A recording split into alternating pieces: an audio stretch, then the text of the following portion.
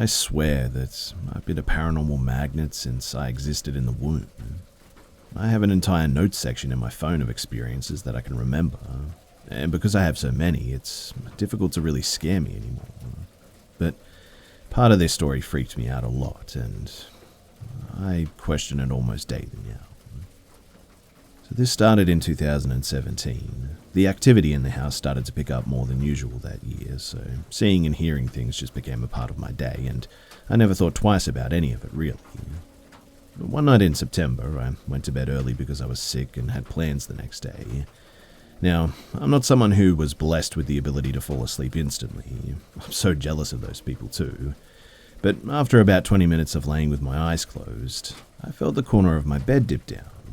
For context too, my bed was against the wall that my door was on, so the end of my bed stopped right at the door frame, plus I slept facing the wall. I felt the dip move along the edge of my bed, all the way up to my upper back where it stopped for a second. Then it went back to the door. I was a teenager with a horrendously messy room, so I just thought that it was my dad coming in to get something that I borrowed from him, and that he was using the bed to not trip over something. I turned my focus back to sleeping and feel the movement again though. Still convinced that it was my dad struggling to find something, I laid there, but after the third time, I realized something. I never heard my door open. At this, I immediately sat up to find myself alone in my room, with the door obviously still closed. Obviously, I was freaked out, but I felt really tired and terrible, so I laid back down and just tried to ignore it when it started moving again. Eventually I fell asleep, but it did take some time and the movement stopped, so after a while I just passed out. And for the next year or so, at least once a week, I would feel something jump onto my bed and walk around a little before laying across my legs. Weirdly too, I could even feel the heartbeat of whatever it was.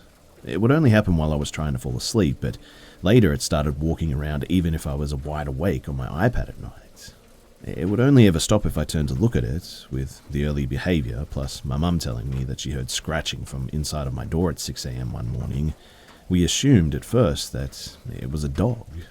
My childhood dogs passed away long ago, so I didn't know whose it could be, but it became an almost nightly routine that I soon found sort of comfort in, I guess. Although, there was one night that I woke up to the feeling of a full human laying next to me. The whole side of my bed was dipped down as if somebody was there. My bed is only a twin bed, so trust me, you feel anything and everything on there. But I wasn't scared, and I just went back to sleep assuming that it was my dog. A year later we moved to a new house as well, and this is where my comfort was replaced with confusion. You see, it became a nightly routine, and what used to be a bit of walking, then laying down and sleeping with me, turned into constant moving. It was no longer the feeling of a larger dog laying across my calves. It was the feeling of my entire legs, plus my lower back being pushed into the bed. Some nights I feel the one dog walking, but more often than not, I now feel multiple smaller things walking around at the same time. Usually one by my head, one behind me, and one at my feet. Or I feel a, let's say, human for the sake of my sanity. Just imagine someone standing at the end of your bed, putting their hands on either side of your body, and climbing onto the bed on top of you. Yeah, I don't know what that's about, but anyway, that's what it felt like. My dad told me that I should try recording it one night to see if I can see the bed moving, since I seem to be the only one experiencing this. So, about a year and a half ago, while I was watching videos before bed, I felt it come up. I was laying on my stomach with my iPad against my headboard. Without turning around, I grabbed my phone next to me and it was still walking. But as soon as I opened the camera, it stopped. So I waited again, and when I felt it, I hit record and pointed the camera at the end of my bed. It walked for a little bit and stopped again, so I tried to watch the video, but I had so many blankets that you couldn't really see anything, and it just wasn't a good shot. I was going to try again, but after that, it stopped for the night. I didn't sleep for 3 days starting that night too. I was waking up every 45 minutes, sort of panicked, and I mean like heavy breathing, almost crying panicked. I feared falling asleep, and every time I woke up, I would turn on my flashlight and stare at my closet. Yeah, closets are creepy, but I was terrified of it for some reason, and I have no idea why. So, the next 2 nights, I stayed up as late as I could. The little bit of sleep that I did get would be during the lighter hours of the early morning. The 4th night I was completely fine, which was a relief. Slept perfectly too, and had no worries about the closet. And I was alone in my bed those 3 nights. I've slept with the lights on almost every night since then, and aside from the dog turning into a human, whatever that is, and the multiple smaller things, this was what really made me think, okay, so maybe the dog assumption wasn't correct. I'm not entirely sure if it was related, but I'm also not counting on it, so 2 weeks later, I woke up in the middle of the night. Now, when I was a kid, I had a weird thing where at least once every couple of weeks I'd wake up in the middle of the night, hallucinate bugs everywhere around me, and throw myself out of the bed. And this was my first time doing it again in like years. But the weird thing was that morning I woke up with a giant bruise on my inner leg. And I know that I didn't hit anything that night, because there was literally nothing for me to hit besides the floor. And it's difficult to get me to bruise badly in the first place. Like, I'm super clumsy, I admit, and even hitting table corners, and really hard too, or doing anything bruise-inducing has never left more than those orange bruises that fade to green and go away in like 4 days or so. But this bruise was immediately bright purple and blue, and it hurt so bad to even touch, and took a good 2+ weeks to go away. Like, there's just no way that I wouldn't have felt it in my sleep. I mean, it was huge. Anyway, sometime after that, I can't exactly remember when, but I was trying to sleep, and whatever it was would not stay still, and I was getting really annoyed. So I said something like, "Yeah, all right, buddy, I'm going to need you to sit down or leave, because I want to sleep." And, to my surprise, it actually stopped for a second. But then, I will never forget this as long as I live, there was a loud growl directly in my ear. For some reason, I wasn't scared, so I just sort of laughed at it and went to sleep. I'm not entirely sure why I reacted like that too. I know it sounds weird, but maybe it was the sleep delirium. Maybe I was just sick of it at this point. I'm not exactly sure, but it's what I did.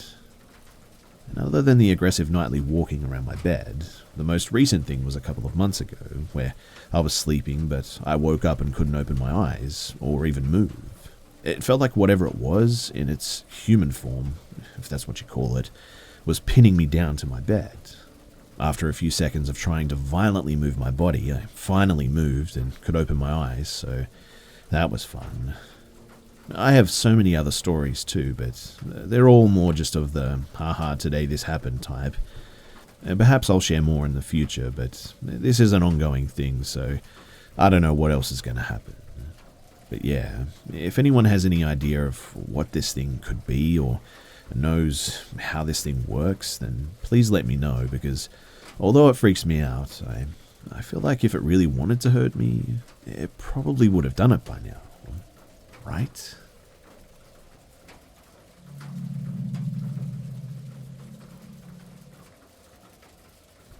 So, this is a bit of a short one, but it did freak me out at the time, and pretty much still to this day, and I thought that it would be good to share and see what you guys think. So it was a few years ago. I was home alone, at night in my bedroom. I was just chilling on my bed, and I started to sing. It's a thing that I do quite frequently. And as it was summer, I let the door of my balcony wide open to let the fresh air in. Then, for some reason, I heard some weird noises coming from outside, like as if someone walked into the garden. I wasn't sure at the immediate time if it was my cat or my parents simply coming home, until I turned my head to the balcony door and I saw a pair of hands of some guy trying to climb my balcony. I panicked after seeing it and yelled, "Is there someone there?" And then the guy fell off and went like, "Oh, sorry, it's just me and my friends heard you singing and We thought that you were in danger, so I decided to check if everything was okay, before just quickly taking off. I still don't know who that was.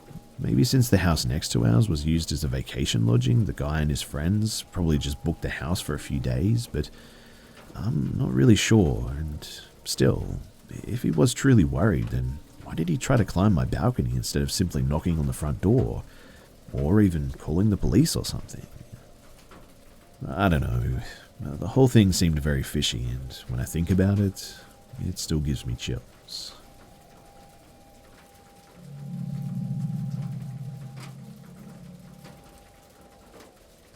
My ex-girlfriend and I were playing video games late one night at her father's house when she decided that she wanted to go home. We were neighbours living in the country, and our homes were well within walking distance of each other. I noticed the time was 3 in the morning, so I continued playing a few matches with her brother before I too decided that it was time to go home. At 3:30, I walked outside to pure darkness. The moon and the stars were missing, so it was a really dark night.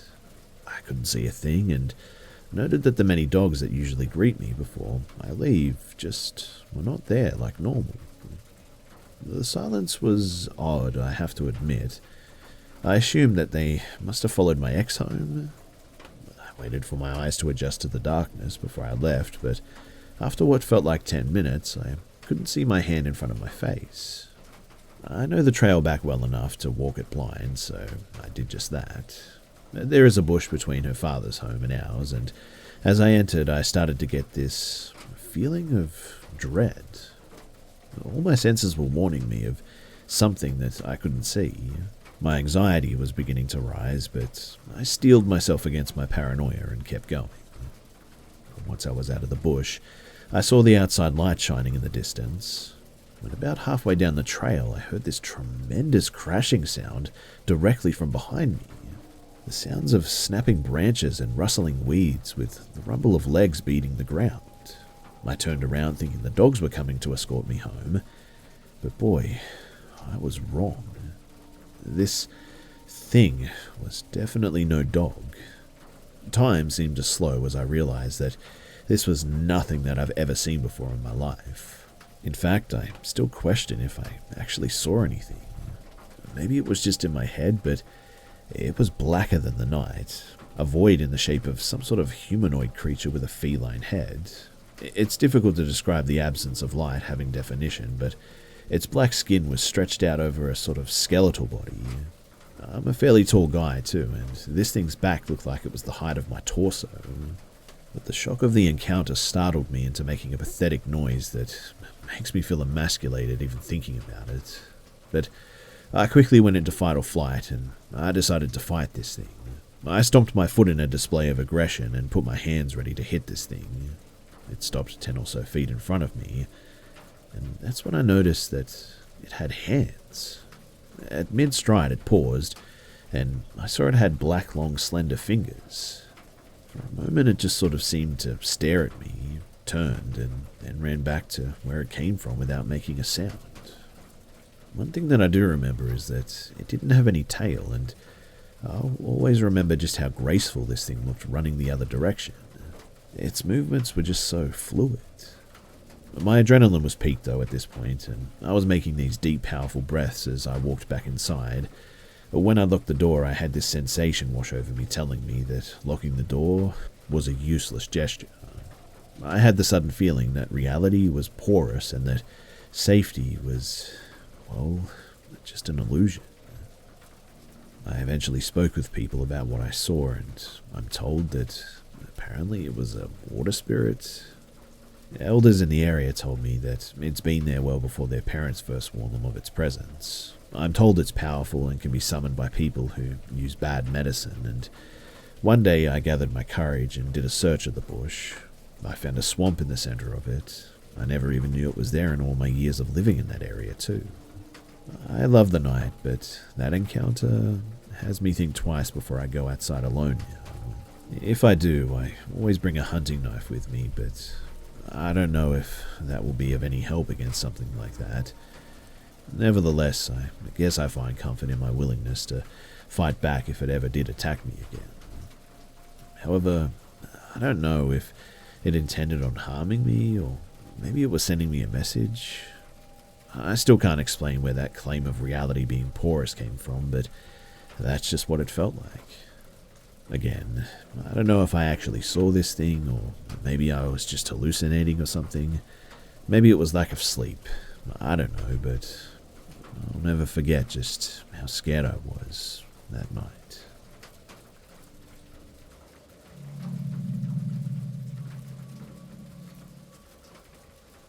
I live in a really small house in the southern US, and I've lived here for about 5, no, maybe 6 months. And my house is considered a mother-in-law house on my landlord's property, so it's really just a small downstairs and small upstairs. But it works well for me since I don't have many things. The little house itself has been on the landlord's property for about 80 years now. It was actually shipped here from out of state, and the owners at the time re-cemented it into the ground. I've never had any issue in the house, or suspicious or unexplained things go on. However, I've never felt entirely comfortable on the second floor of the house either for some reason.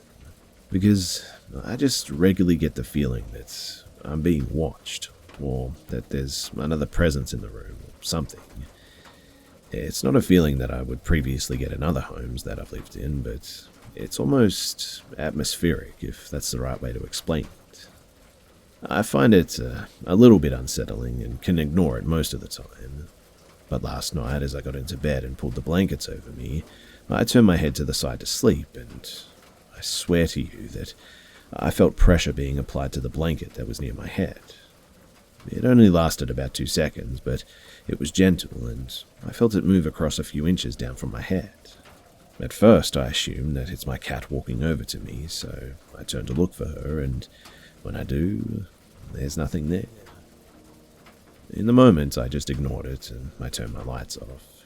It did cross my mind as a little bit strange, and I went on to wake up several times throughout the night, though. This was somewhat normal for me, though. I also noticed that my bathroom motion sensor light was turning on multiple times throughout the night when I was up, which I must admit did make me feel uneasy. And when I woke up for work this morning, it just kind of struck me that it almost felt like a finger slowly moving from my head to my neck.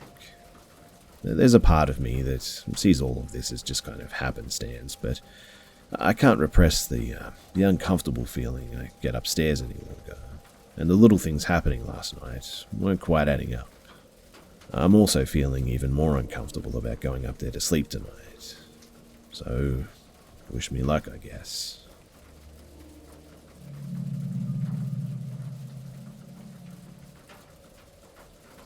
When I was around 10, I used to live with my mum, and my parents were divorced, in a house for people with low incomes. The primary floor is where you found the common places like the living room or the kitchen, and the second floor is only made of 2 bedrooms, a toilet, and the bathroom. There's not much space on that second floor, so you can easily see or hear anything in the toilet or the bathroom from my bedroom. Well, at the time, I was sad about my parents getting divorced, so in order to help me sleep easily, my mother used to set a light on upstairs and a bit of music on her computer. And this really helped for maybe a year or so, until it happened. So one night, as usual, I was going to bed. I don't know how to describe it best, but it was one of those beds that had a bookshelf and a desk under it, so it was quite close to the ceiling. The music and the light were on and everything was fine until the music stopped. My mother was downstairs with a friend of hers, so she couldn't hear that the music was off, but it was okay. I wasn't afraid. This had happened a few times before. But then I started to hear like someone slowly walking close to the door of my bedroom, which was almost closed in order to let some light in. The floor of this place is like plastic. It can make this like little sticky noise when you walk on it with your bare feet, and that was the sound that I heard. I could also hear my mum downstairs, so I was sure that she wasn't the one walking around here, and it continued for quite some time, and then it started to make that sound in my bedroom, right under my bed, like someone was just walking in my room and under my bed. I began to be really scared, so I tried to hide under my blankets. I could move, but I couldn't scream or make a damn noise. And finally, I started to feel little vibrations inside the bed, with the noise that something was taking the stair of my bed. At that moment, I turned my back. I didn't want to see it. All I could hear was the noise of the stairs and the feeling that something heavy was standing right by my side. It ended when I felt a sort of cold whoosh from the back of my head, strong enough to go under the blanket again. I screamed so loud that my mum thought that I had a heart attack or something. She took care of me all night and told me later, years later, that when she came into the bedroom, she felt really uncomfortable in there because the room was ice cold. Since then, I've had multiple experiences on the second floor of this house. I still live in it, actually. Some scary and others just really weird. And if you guys would like to hear more about this house, or if you have any questions, please let me know in the comment section below.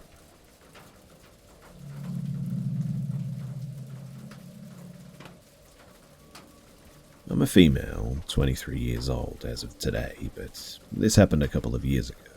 I was 19 at the time. So, before I tell this story, I guess you're going to need a little bit of context.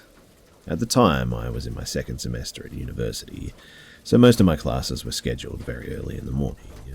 Here in my country, there's not on-campus housing or anything like that, so I had to come and go from my house to uni and vice versa. As someone who happens to use a wheelchair, finding transport was extremely difficult for me. Having that in mind meant that taking a taxi where I live isn't the safest option. I've always had one particular taxi driver who moves me wherever I needed to go. Every day he would come and pick me up for my classes, always on time, every day, except that morning. 6:45 a.m. and there were no signs of him. My first class was at 7 a.m. I had to go or I wouldn't get there in time. Afraid that my grades would be affected by skipping that one class, and also against my better judgment, I decided to take a regular cab, which wasn't easy because not that many of them would stop after seeing the wheelchair. Not enough space, they said, and I would always sigh, waiting for the next one. But then one of them finally accepted to take me, and it must have been the fact that I was running late or how poor lit it was at the time, but I just gave him one glance before climbing in the car. He helped me to put my chair into the back seat before sitting in the driver's side of the car. That's when I could see him better, and yeah, he was a little ragged and a bit sketchy. His face was dirty and had multiple pimples and marks. But then again, I thought, who am I to judge? It's just a 15-minute drive and I'm already inside, so I smiled and tried to be polite, keeping my eyes up front. He seemed to be chatty, asking all kinds of questions, to which I only answered short and simple, nodding and not wanting to be rude. After a while, I just stopped answering because it was getting a little bit weird. Instead, he started telling me about his life, how he'd separated from his wife because he found her with another man and how he wanted to kill them both. More specifically, all the ways of how he was going to kill them as well. I was feeling freaked out by the way that he was telling me those things. His voice was just so full of rage and his face turned so red. But the look on his face, I'll never forget it. Those were the eyes of a true madman. At this point, my hand was glued to the door handle. He just kept getting angrier and angrier, and I wanted, actively considered even, to throw myself out of the car. Obviously I couldn't though. He then said, in a quiet, lower voice, I've done some horrible things, miss. And I just tried to keep calm. Just a few more minutes, I thought. I don't remember much more of what he told me before we got to the parking lot of my uni, except this. Miss, the devil is inside of me.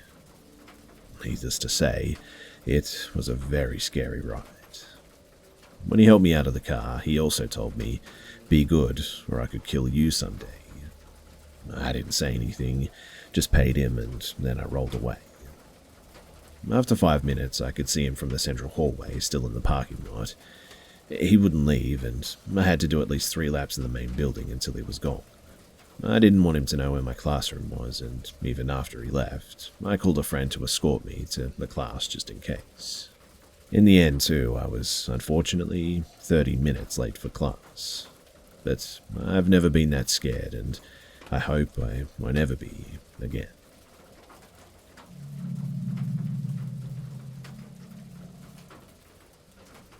My father, Wayne, worked in a machine shop across town, which had its fair share of characters there. And one of these people was James. Now, James was one of those guys that would seem normal at first, but had one hell of a temper. One minute, he'd be eating lunch, and the next, he'd be trying to fight you over the smallest things. Now, while my father was at work, James had come in absolutely drunk, which many of the guys had done before, but James could barely function, let alone operate a mill. My father pulled him aside and told him that he needs to leave, that him coming in drunk could possibly get him or someone else hurt, which leads to him getting pissed and trying to fight my dad. James isn't a small guy, too. He's 6 foot and on the larger side, while my father is only 5'6". James grabbed a metal pole too and was swinging it around trying to hit my dad. Thankfully he didn't hit him, but tore the hell out of the door before being restrained by the other workers and was kicked out, being fired. My father ended up leaving work early that day and made his way to a friend, and they had a beer and just calmed his nerves. Later on in the day, 8-year-old me was home alone as my mother was at the store getting groceries. I was playing Halo 3 at the time before hearing a knock at the door, and I walked up to the door and see James through the window. Although I didn't know him well, as I've only met him once, I knew him well enough to know that he wasn't a stranger, so I opened the door. "Hey, is your father home?" he had said in the nicest tone that I guess he could muster, his breath smelling of alcohol. I said no, but somehow my 8-year-old self knew well enough to not say that I was home alone. "My mum is in the shower, though." That was an absolute lie. Her truck wasn't even in the driveway, and it was obvious that I was home alone. He had nodded, though, walking away from the door a little before I closed it, promptly locking it before going back to my game. A few minutes pass, and my mother arrives home with a few groceries. Once they were brought inside, we had heard a bang at the door, then another, and this was not like a knock, but more like someone was banging on our door trying to get in. My mother looked through the window before grabbing me and the phone and running into the bedroom closet, which had a lock. I had no clue what was going on, but I knew then that it wasn't good. She called 911 and said that there was a crazed man trying to break in. All the while, the sound of the banging could be heard in the background. For what seemed like hours, we waited in the closet, still hearing the loud bangs as he started charging into the door with his shoulder screaming like a maniac. After about 15 minutes, we heard the familiar sound of the police siren as we heard the confrontation outside.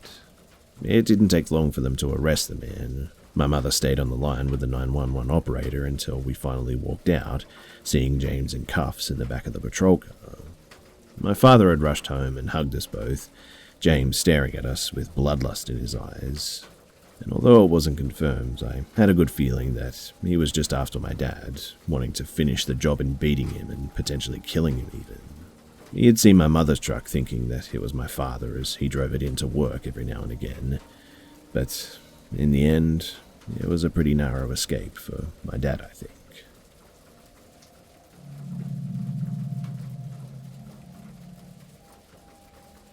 This happened when I was 15 and out hunting with my father and one of his friends from work. His name was Frank, who was a lot more experienced with hunting than we were. It was an archery javelina hunt nearby to Crown King if anyone's interested. So we got pretty lucky coming up on a squadron of javelina as we were driving out to our campsite. So we stalked them for a little bit and Frank managed to get a shot on one but lost it in the bush after following a blood trail for a few hours. After our failed attempt of searching, we made our way back to our designated campsite, set up camp, and it was around 3 in the afternoon, so we decided to just call it a day at that point. That night, I lay in my sleeping bag with my father as Frank slept in a separate tent next to ours. It was a quiet night, which was to be expected, since the deserts of Arizona are usually very quiet. When I woke up around what I would assume to be like 1 in the morning, hearing walking around our tent. Figuring that it was maybe just a javelina or maybe even a deer, I just laid there listening and waiting for it to go away. But one sound absolutely broke the silence though and scared the crap out of me, because clear as day, right outside of our tent, you could hear a loud back, like someone saying the word back. It was aggressive, and it caught the attention of my father, who stayed quiet. The silence resumed again, and Maybe like 40 seconds later, almost like a recording on a tape recorder, we heard it again. In different circumstances, we would have walked out to see what was going on, but everything was just way too quiet. There was no struggle like a guy fighting a man or an animal, just this person yelling back. This continued for maybe another 5 minutes, with him occasionally yelling again, but soon the yells got quieter and we knew the man had walked away. I didn't sleep at all the rest of the night and just kind of laid there in silence, looking at the zipper to our sleeping bag, half expecting someone to start to unzip it. Thankfully, that never happened, but it had been an hour before someone finally broke the silence. It was my dad, and he said, "What the fuck?" We didn't leave the tent till we could clearly see the sun in the sky before we heard Frank exit his tent before saying the coast was clear, him obviously being awake from the whole incident too, and he looked just as shaken up as we were. We started a fire and my father drank some coffee and we just stood there in silence, still trying to comprehend what we had just heard a few hours ago. Frank had finally piped up about it, and he said, "Well guys, I think I saw it. The thing had to be at least 7 feet tall." Unlike our tent, Frank's tent was more for summer and made for a better bug net than a tent. You could clearly see out the top too, since it was nothing more than a visor, and that was how we saw it. After a little bit of thinking, we decided to end our hunt there, seeing how I was pretty shaken up by this, and I didn't really feel comfortable about being out there. A few years had passed, and I'm 18 at this point, and my family and Frank had gotten together to talk and just hang out. And it was at this point that he told me something that he hadn't said on the trip, trying not to scare me that day. He said that when he saw it, its face was just pale white, like computer paper white, and it was at least 7 or possibly 8 feet tall.